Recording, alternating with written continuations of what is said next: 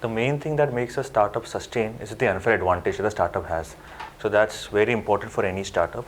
So for instance, that unfair advantage can be technology, it can be network, can be database, can be anything that sets it apart. Because today competition is inevitable.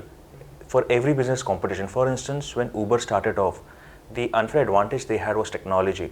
Technology was just set them apart, and hence today they are one of the leading players. Similar with Ola, when they came in India, they had a strong network of tour and travel companies where they could hire their cars and work with them apart from the technology. So unfair advantage is something that every startup should have that sets it apart from the rest of the players. So I think if that is there with the startup, it has a longer mile to go rather than one who does not have. We would be happy to support the UK colleges for internships and knowledge transfers.